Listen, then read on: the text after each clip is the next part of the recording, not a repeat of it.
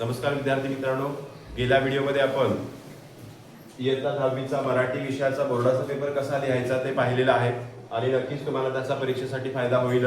तुम्हाला पैकीच्या पैकी मार्क सुद्धा मिळतील.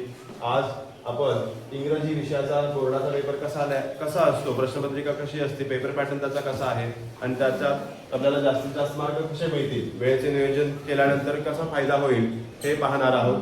तर बघा, इथे एकूण आपल्याला इंग्लिशमध्ये 6 सेक्शन असतात. सेक्शन 1 दिलेला आहे, बघा इथे दिसतोय, लँग्वेज स्टडी. त्याला मार्क आहे किती? 10 मार्क आहे. आता क्वेश्चन नंबर 1 ए इथे दिलेला आहे, अटेम्प्ट एनी 4. आपल्याला एकूण प्रश्न दिलेले असतात 6. त्यापैकी जे आपल्याला परफेक्ट 4 जमतायत ते लिहायचे आहेत. त्याला मार्क किती आहे? 8 आहे. इथे पहिला दिला आहे, complete the following words by using correct letter. म्हणजे एक लेटर मिसिंग आहे, ते टाकले की त्याच्यात काय मिळेल आपल्याला? एक मिनिंगफुल वर्ड मिळाला, म्हणजे ते उत्तर आपलं बरोबर येईल. म्हणजे असे 4 सोडवायचे. त्यानंतर अल्फाबेटिकल ऑर्डरचा असतो, त्यानंतर पंक्च्युएट द फॉलोइंग असतं, त्यानंतर मिनिमम 3 लेटर्स घेऊन आपल्याला काय करायचे असतात? शब्द तयार करायचे असतात. आपल्याला एक शब्द दिलेला असतो, त्यातले कमीत कमी 3 शब्द, म्हणजे जास्तीत जास्त आपण त्या शब्दातले कितीही घेऊ शकतो आणि शब्द तयार करू शकतो. असा एक प्रश्न असतो 2 मार्काला. त्यानंतर 5वा असतो की रिलेटेड वर्ड्स म्हणजे लिहायचे असतात आपल्याला. इथे एक कन्सेप्ट मॅप दिलेला आहे स्कूल, आणि त्याला एक दिलेला असतो, म्हणजे कशा संबंधी लिहायचं. स्कूल कशी आहे?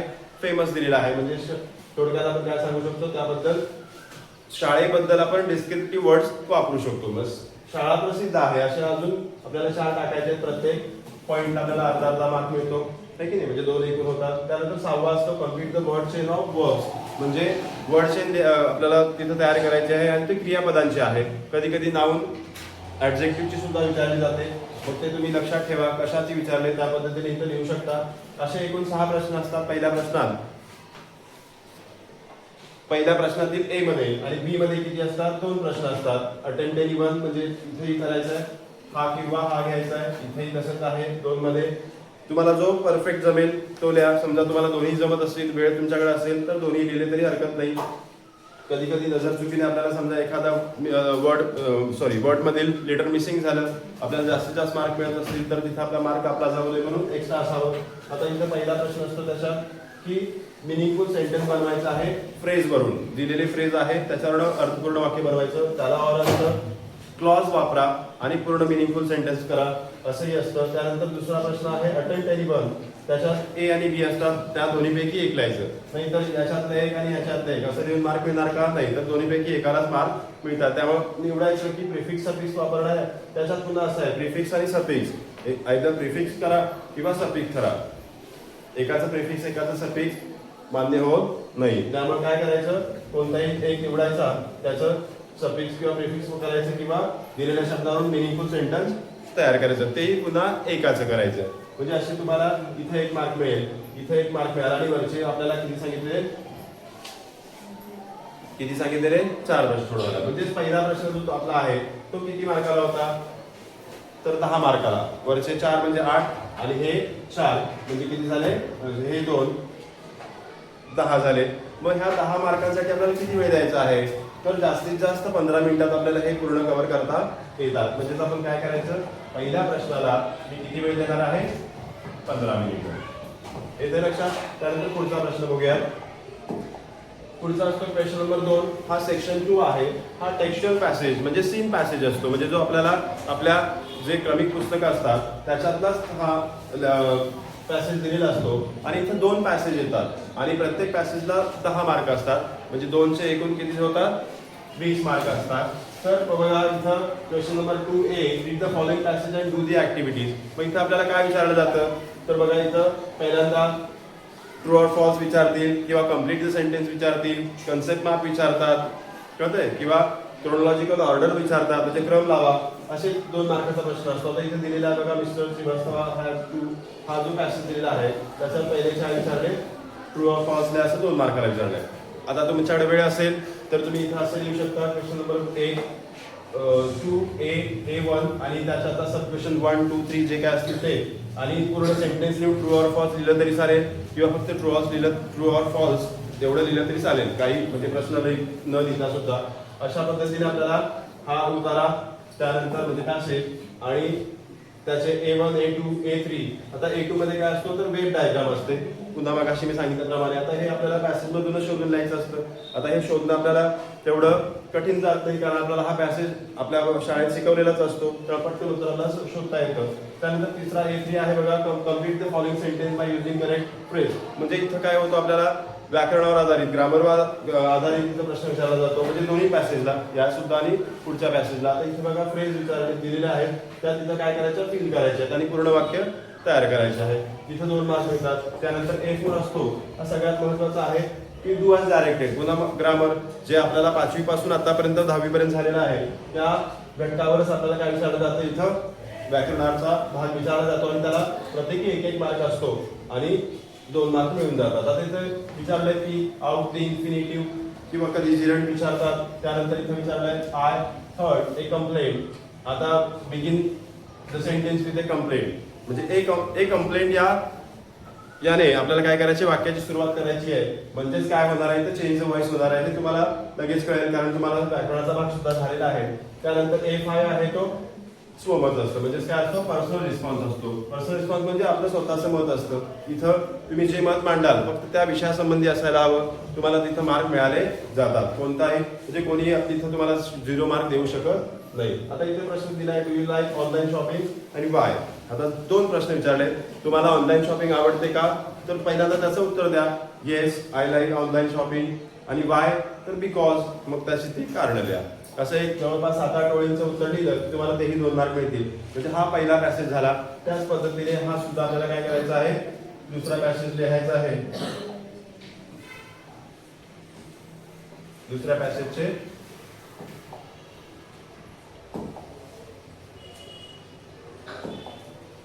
उत्तर सोडवायची आहेत. पुन्हा इथेही आहे, ग्रामरचे प्रश्न असतात. पुन्हा त्याचं काय असतं, आपण पर्सनल रिस्पॉन्स सुद्धा असतो, B5 असतो. If you have a friend like Meena, what would you be your attitude towards हर. आपल्याला तिथं आपलं मत मांडायचं आहे. इथं दिसते तुम्हाला डू ॲज ॲटिट्यूडमध्ये WH क्वेश्चन बनवावे, एक एक्सप्लेनेटरी सांगितलेलं आहे. म्हणजे असे तुम्हाला 10-10 2 पॅसेजचे 20 मार्क मिळवायचे आहेत. मग त्याच्यासाठी आपल्याला किती वेळ द्यायचा आहे, तर बघा एका पॅसेजला कमीत कमी 15 मिनिटं आपण देऊ शकतो. म्हणजे काय होतंय बघा, आपल्याला हे टेक्स्चर पॅसेज असल्यामुळं जास्त वाचायची गरज सुद्धा लागत नाही, आपल्याला उत्तर माहिती सुद्धा असतात. त्यामुळं आपण सुरुवातीला काय करायचं बघा, म्हणजे कोणतीच परीक्षा असू दे, स्पर्धा परीक्षा असू दे, पहिल्यांदा प्रश्न वाचून घ्यायचे. उतारा वाचण्यापेक्षा काय करायचं, प्रश्न वाचायचे, त्यानंतर उतारा वाचायला सुरुवात करायची. म्हणजे काय कळतं आपल्याला, उतारा वाचतानाच आपल्याला कळतं की हा, की बाबा हा प्रश्न मी वाचलेला होता आणि तिथं मला काय करायचंय, तिथं की ह्याचं उत्तर मला शोधायचंय. बरोबर की नाही? म्हणजे लगेच क्लिक होतं, लगेच आपण अंडरलाईन करून ठेवतो आणि उत्तर आपलं लिहितो, असं पटपट होत जातं. म्हणजे आपल्याला पहिला पॅरेग्राफ म्हणजे पहिला पॅसेज सोडवायला 15 मिनिटात आपलं ते कव्हर होऊन जाईल. त्याच पद्धतीने दुसरा पॅरेग्राफ सोडवायला सुद्धा किती वेळ लागेल, आपल्याला 15 मिनिटं लागतील. म्हणजे एकूण प्रश्न क्रमांक 2, क्वेश्चन नंबर 2 A आणि B यासाठी आपल्याला एकूण 30 मिनिटं वेळ द्यायचा. पहिली 15 मिनिटं होती पहिल्या प्रश्नाला, त्यानंतर किती सांगितले मी, 30 मिनिटं सांगितली. पुढचा प्रश्न बघूया आपण, तिसरा प्रश्न. हा क्वेश्चन नंबर 2B मधला आहे. आता क्वेश्चन नंबर 3 सेक्शन 3 असतो तो, आणि तो पोएट्रीवर असतो, कविता असतात, हे की नाही. त्याही आपल्याला काय असतात, 3 पोएम असतात, म्हणजे आपल्या पुस्तकातीलच असतात. त्याला मार्क आहेत 10, हे की नाही, 10 मार्क आहेत. सुरुवातीला आपल्याला पोएम हे आपल्या शाळेत बऱ्याचदा त्याचे रिव्हिजन सुद्धा घेतलेले असते, त्यामुळे त्याची उत्तरं शोधताना सुद्धा आपल्याला वेळ लागत नाही, पटकन उत्तरं मिळतात. कधी कधी इथं खाली दिलेले असतात, ते शब्द वरती फिल करायचे असतील. कम्प्लीट द सेंटेन्स असेल, ट्रू फॉल्स असेल, ऑर्डर प्रमाणे लावा, कसे विचारतात. इथं पहिला प्रश्न विचारला बघा, चूज द करेक्ट वर्ड, है की नाही, 2 मार्काला. त्यानंतर पुढे बघा काय विचारलाय, कम्प्लीट द फॉलोइंग वेळ, म्हणजे ही वेळ पूर्ण करा, याच्यातून शोधूनच आपल्याला लिहायचं आहे. त्यानंतर A3 असतो, रायमिंग वर्ड, जो सगळ्यांचा आवडता प्रश्न आहे. रायमिंग वर्ड्स म्हणजे काय असतात, शेवटचे शब्द असतात, है की नाही, हेअर फेअर या पद्धतीने असे ते 2 लिहिले की तो 1 मार्क मिळतो. म्हणजे सेक्शन 3 मधील एक आपल्याला हा 5 मार्कांसाठी आहे. आणि पुढचा जो 5 मार्कांचा प्रश्न आहे सेक्शन 3 मधला, तो काय आहे बघा, ऍप्रिसिएशन. काय आहे इथं दिलेलं बघा, ए टीनेजर्स प्रेयर या पोएमचं ऍप्रिसिएशन लिहा. ऍप्रिसिएशन मध्ये काय लिहितो आपण, तर टायटल लिहिलं, वरती दिलेलंच असतं आपल्याला कोणती पोएम आहे? 8 इंजेस प्रेयर, अर्धा मार्क मिळतो. त्यानंतर पोएटचं नाव दिलं, अर्धा मार्क. इथे दिलेलंच असतं प्रश्नपत्रिकेत, म्हणजे आपल्याला बोर्डाकडून तो 1 मार्क आपल्याला म्हणजे बोनस म्हणून मिळाल्यासारखंच आहे बघा.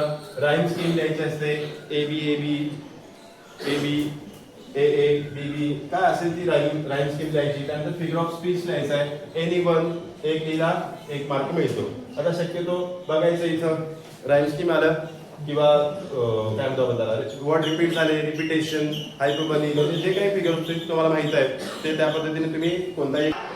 तर बघा, टायटल लिहिला अर्धा mark, name of the poet लिहिला अर्धा मार्क, राईम स्कीम लिहिली 1 मार्क, फिगर ऑफ स्पीच लिहिला कोणताही एक लिहिला 1 मार्क. त्यानंतर 3 किंवा सेंट्रल आयडिया असते तर त्याला 2 किंवा 3 ओळी दिला तर तुम्हाला 2 मार्क्स जातात. म्हणजे तुम्हाला ती कविता आवडली ना किंवा आवडली नाही, तर आवडली असेल तर का आवडली, त्याच्यातून आपल्याला काय संदेश मिळतोय, मेसेज मिळतोय, तो सुद्धा आपल्याला लिहायचा आहे.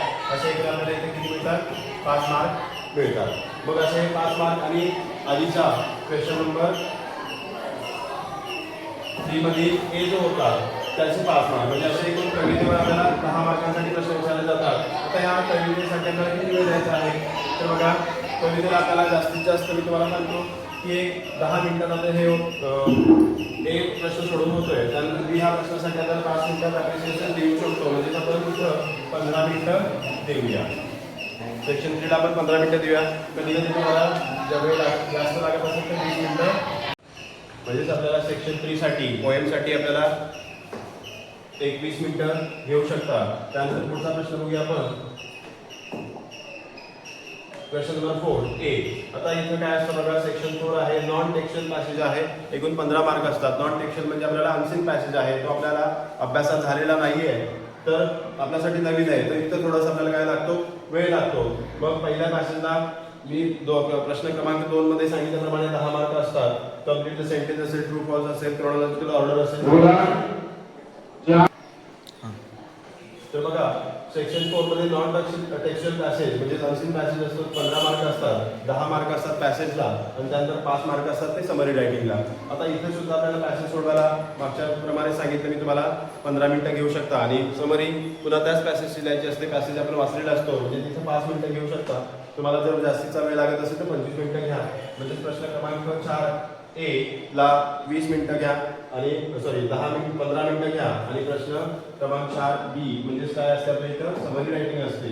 त्याला आपण समरी रायटिंग म्हणजे क्वेश्चन नंबर 4 ए चा आपल्याला काय करायचं? समराईज करायचं आहे. त्याला टायटल देणं अपेक्षित आहे. टायटलला सुद्धा मार्क असतो. त्याला एकूण मार्क असतात 5. म्हणजे इथं 10 मिनिटं घ्या आणि इथं 15, म्हणजे एकूण इथं 25 मिनिटं तुम्ही घेऊ शकता. म्हणजे तुमचा तो म्हणजे प्रश्न पूर्ण कव्हर होईल. त्यानंतर पुढचा प्रश्न आहे बघा, question number 5 A letter writing. आता इथं आपला जो सेक्शन आलेला आहे 5वा, इथं रायटिंग स्किल आहे. किती मार्काला एकूण? तो 20 मार्काला आहे.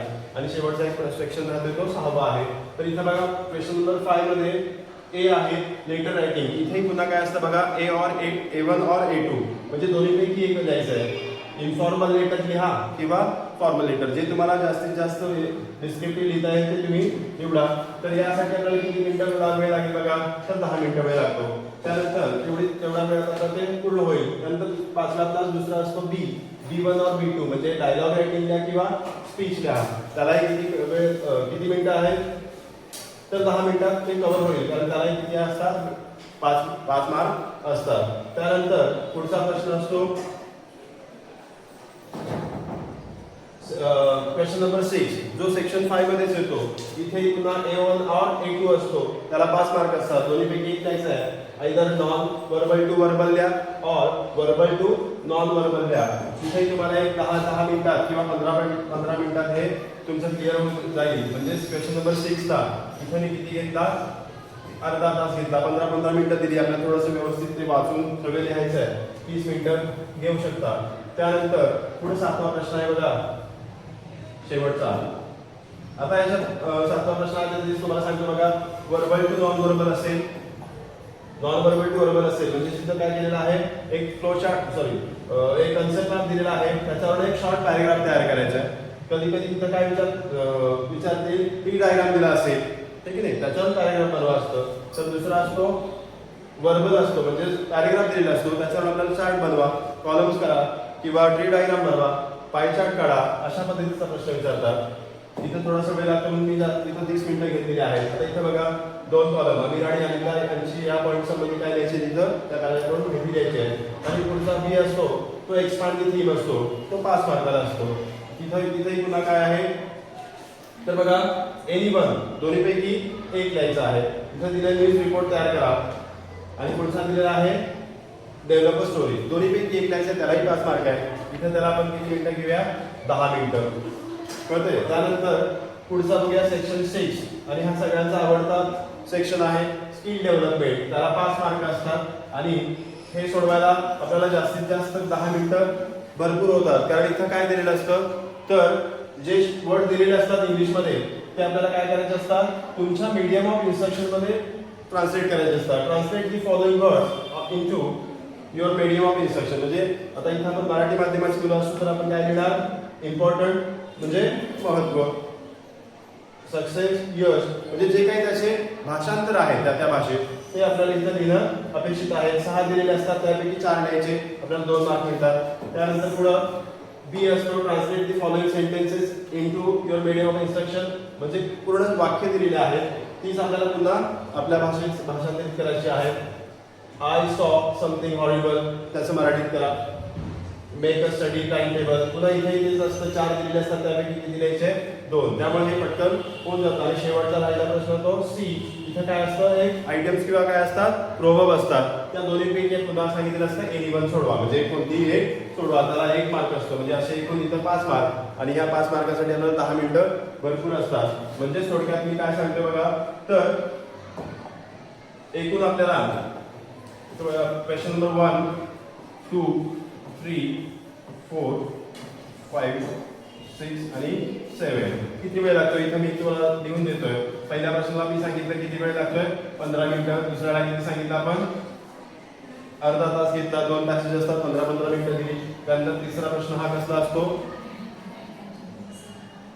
तिसरा प्रश्नाला इथे 15 मिनिटं द्यायची आहे. त्यानंतर चौथा प्रश्न आहे तो 20 मिनिटात आपला सॉल्व्ह होऊ शकतो. 5वा प्रश्न थोडासा डिस्क्रिप्टिव्ह लिहायचा आहे, त्यालाही आपण ए ला 15 मिनिटं बी ला 15 मिनिटं म्हणजे असं काय घेतलेलं आहे अर्धा तास घेतलेला आहे, 30 मिनिटात झाला पाहिजे. 6वा सुद्धा अर्धा तास, तोही रायटिंग स्किलचा प्रश्न असल्यामुळे आपल्याला जास्तीत जास्त वेळ द्यावा लागतो. आणि 7वा शेवटचा प्रश्न असतो ट्रान्सलेशनचा, तर आपण 10 मिनिटात सुद्धा कव्हर करू शकतो. म्हणजे असे एकूण आपला पेपर 10 30 40 70 80 90 100 10 20 म्हणजे आणि 30 म्हणजे 150 मिनिटात पूर्ण होतोय. 180 मिनिटापैकी आपल्याला 150 मिनिटात आपला काय झाला पूर्ण पेपर झाला. अजून आपल्याकडे 30 मिनिटं शिल्लक आहेत, तेव्हा तुम्ही काय करा पूर्ण जी उत्तरपत्रिका आहे तिथे मी प्रश्न क्रमांक कुठं लिहायला विसरलोय का किंवा कुठं अंडरलाईन किंवा जो काही मेकअप तुम्ही करता बॉक्स करता वेब डायग्राम काढता ते सगळ्यांना तिथे वेळ आपल्याला पुरतोय. म्हणजे ओव्हरऑल तुमचं पेपर प्रेझेंटेशन चांगलं असेल तर तुम्हाला जास्तीत जास्त मार्क मिळतील.